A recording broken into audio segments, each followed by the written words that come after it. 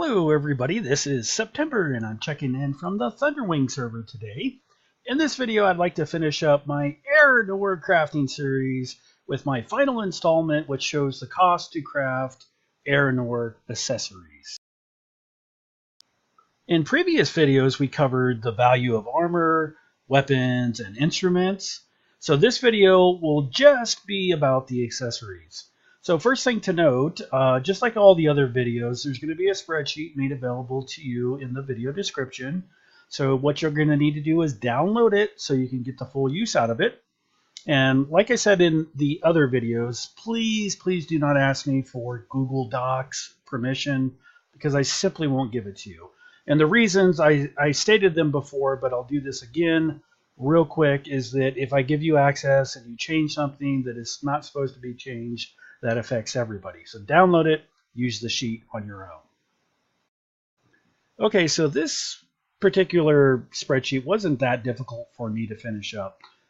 As the accessories being earrings, rings, and necklaces, they're all pretty similar in materials and the cost of regrading is actually identical. Nevertheless, this one is the last in the series because people just requested it the least. I don't think I had but 2 or 3 people ask for this. Which actually brings me to a larger point about this spreadsheet. Unlike the weapon spreadsheet, I didn't go into the cost to upgrade an Erenor item to various levels. And this is due to the fact that like any Erenor item currently in the game, the cost, or a good portion of the cost to craft it, is going to be sunk into the Ipnish roll, or more specifically the subcomponent, which is the completed cursed armor fragment and the acid vessel. And so that is to say, if you're going to buy those, it actually makes more sense to use them on more important items like weapons or armor, and then finally accessories being the least important. So because most people aren't even at a full set of weapons and armor, like I'd say 99% of the people, there's just not a lot of demand for the accessory breakdown at that level yet. That being the case, this sheet isn't without value. I've actually been a handicrafter since launch, and I still enjoy crafting. And I do it when I think that I can still make a little bit of gold. Or recently, I've actually made a few Delphinod pieces, and I was kind of a little lost for what I should sell them for. So now that I have this spreadsheet, I can price my goods accordingly and much more accurately. So let's pull up this spreadsheet and take a look at what we can do with it. Okay, so here we go. The sheet only has 5 tabs on it. The first tab is the overview tab, and that just links you back to this video and gives you some general use information. The second tab is the material cost tab, and this is where you're going to keep the values of your materials updated. And this is actually the only tab that you'll ever need to change values in. So for personal use, you only need to update the values for your specific server type. So like if you play on North America Legacy, like me, that's the only values that you have to update because you'll never select a server that's not your home server. The third tab is the server selection tab. Here you just select your server type, and you can see at a quick glance what it would cost you to craft a jewelry piece at levels ranging from Illustrious to Erenor. I should also point out that these values displayed here are for the basic grade, but we can use the other tabs to find values for specific grades of the items just using some simple math. More on that here in a minute. The fourth tab is the accessory cost tab. This shows you how I calculated the cost displayed on the server selection tab. And then the final tab is the accessory regrade calculation tab. This tab will show you the cost to regrade the accessories throughout the crafting process. Okay, so some quick info here. First, in my other spreadsheets, I showed the cost to craft via the normal crafting bench, and then additionally I showed the cost to craft at the armor smithing house. We have long since figured out that the best way to craft anything is at the armor smithing house, so that's all you're going to see here. If you happen to be on the Thunderwing server, my house, my armor smithing house, is on public, and you can find it here in Halo Hollow. Halo Hollow is in Solus Headlands, east side. If you're a pirate, Player Nation, or Nuia, you may find it better to ask around for a location that's a bit safer. But you too, of course, if you're willing, you're welcome to use my house. Next, you can consider the regrade cost a little bit on the high side, a little bit. So as with my other spreadsheets, I erred on the side of caution. When you upgrade an item via the armor smithing house, if you didn't already know it, there's about a 40% chance that it can pick up 1 to 3 grades, meaning it can come out 60% of the time as basic, and if you're lucky, 40% of the time as either grand, rare, and even arcane. So to adjust for this in my regrade calculations, all I did is simply deducted 50% off the cost of going from basic to grand. So that's not really a perfect system, but is actually close enough for me. And also remember that most of the money in regrading actually comes at tiers unique or higher. So that's not something that you're going to ever get for free. Okay, so I'm going to go through these tabs real quick in case anybody's new to one of my spreadsheets. So the first tab here is the material tab. This is the tab where you put the values of the items that you use to craft. So I've updated this spreadsheet to have all the current values as of today, but note some of these items like, I don't know, like the ocean blue coral or Ayanad scrolls, accessory scrolls, weren't available on every server when I looked for them. So what I did in that case is I took the sub components and then I found a derived value. And what I mean by that is if you take an item like the ocean blue coral, which wasn't on the EU Fresh Start server, I know that it takes 15 white coral and 15 blue coral to craft one of those. Those were available, so all I did is took the value of those items and then times it by 15, and there you go. That's a derived value. Another one was like the Ayanad accessory scroll. Again, one of the servers didn't have it, but that is 35 Ayanad scraps, 10 star points, a book of Auroria, and some earth mana leaves. Add all that up, and that's how I got those values for that. If you find they're different, again, download that sheet and keep the values as accurate as possible, or as accurate as you feel is needed.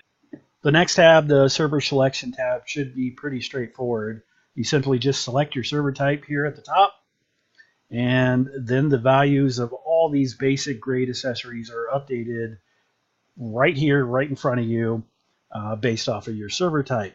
The last two tabs, the accessory costs and the accessory regrade calculations, again, are just calculations to show you how I got the values that I did, and you can use those tabs for more detailed information when and if needed.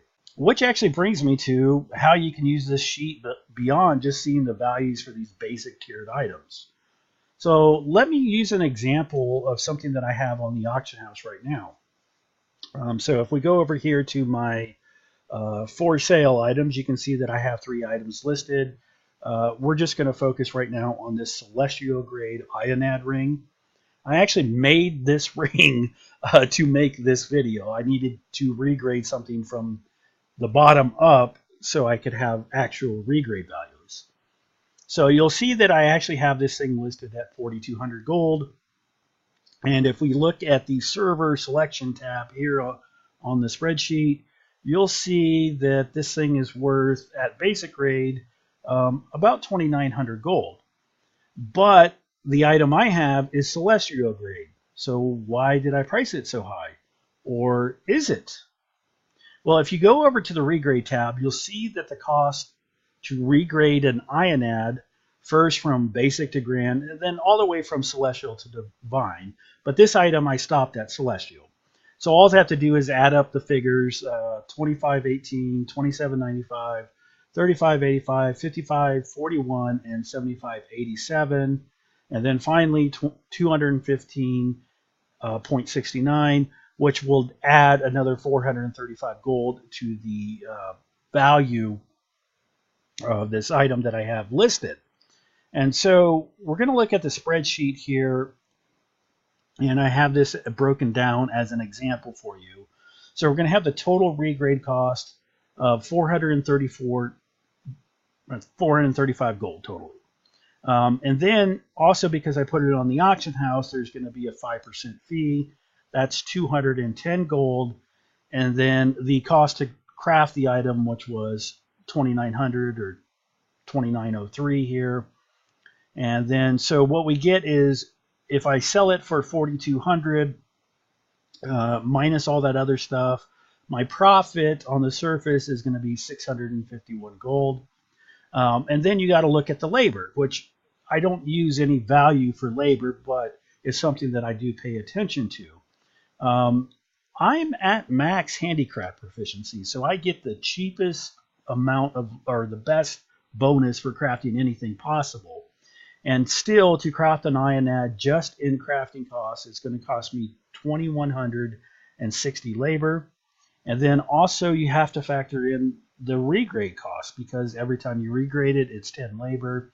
So what I did here is I took the regrade attempts that it's going to take on average to get the item to the appropriate tier, 2.5, 3.6, 4.75. I know you can't half a regrade, but on average, that's what it's going to take you to get that. And then I multiplied each attempt by 10 labor. So the total labor used to craft this Ayanad ring was 2,413. And then if you do a quick math, you take the potential profit divided by the total labor, which is going to give me about a 27 silver per labor ratio, which other things like larceny is more valuable. Okay, so for that example, we just basically found out the value of a celestial Ayanad item, and then we figured out what I should sell it for.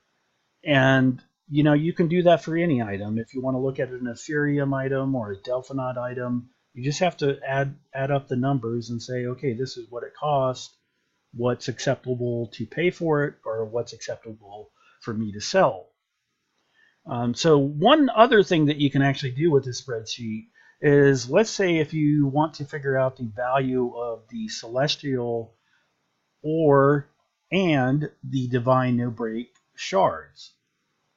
Well, with this spreadsheet, it's actually pretty easy, but you do need to know a few things. One, how many shards do you get when you break down an item with a special even stone? And so the answer to that is, first of all jewelry pieces, necklace, rings, earrings, will give you 55 shards per item. The second thing that you need to know is the value of the Ethereum unique item to get the celestial shards. Again, the item has to be Ethereum and it has to be unique to get the 55 shards using the special even stone. And that'll give you the celestial shards, but if you want the divine ones, you have to have a Delphinod unique. And then the last thing you need to know is, how many of these shards do you need to craft a no break, or what in this system is called an anchoring charm, which the answer to that is 100. So quickly, you should actually do some quick math and find out, well, all I need is 2 Ethereum or 2 Delphinod uniques, and then I'll have enough shards, and then actually you'll end up with a 10% extra. So what I've done here, going back to the spreadsheet, is I actually look at 2 examples. First of all, I'm showing you here in the celestial column that you get 55 shards per celestial item. You need a special Lone Star even stone, which you craft with alchemy, and it takes 1 starlight essence. So on my server, that value is 4 gold and 82 silver.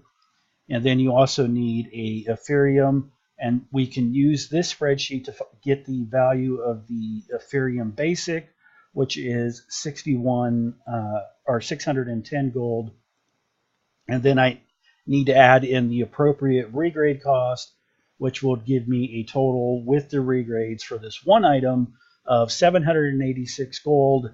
And then because I know that it is basically 2 items plus 10%, I can quickly say that it's basically that value, 786 times 1.9, or times 2 minus 10%, which would give me a total value of basically 15 gold per celestial no break.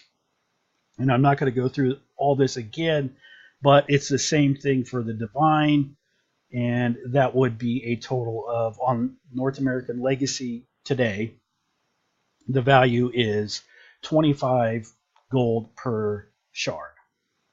And so finally, you may ask yourself, well, I can look at the auction house and I can buy these items all day for less than that. And that's true. And the reason, at least currently, right now, if you look at the auction house, like, let's just pop up Celestial here on the auction house, you're going to see that, the Celestials are like 9 gold each, and then the Divine, there's one here for 18 gold. That's cheaper than what you can make them for. And the reason that they're cheaper is because right now it's the 3rd anniversary event. And if you didn't already know it, those Mirage capsules sometimes will put out a single anchoring shard. And so people are just, people aren't going to save up 100 of these things. And you're not going to get 100 of them from using your Mirage capsules anyway. So people are just putting them on the auction house and selling them for whatever they can get. Well, that is it for this video. I hope everybody has found this information not only helpful but also informative. And I want to take a real quick moment here to do something that I've always promised that I would do that I haven't yet, is thank my Patreons for their support. That is John T, Charles D, Cody M, and Billy C. Thank you guys very much. I really appreciate it. I didn't use your full names because I know people are funny like that. So thank you, Patreons. And you too can support me simply by hitting the like or subscribe button on your way out. You can also follow me on Twitch, Twitter, as well as Patreon. And remember, every Friday I do an Archeage Twitch stream, and sometimes you get preview of content just like this. So until next time, this is September saying, be well.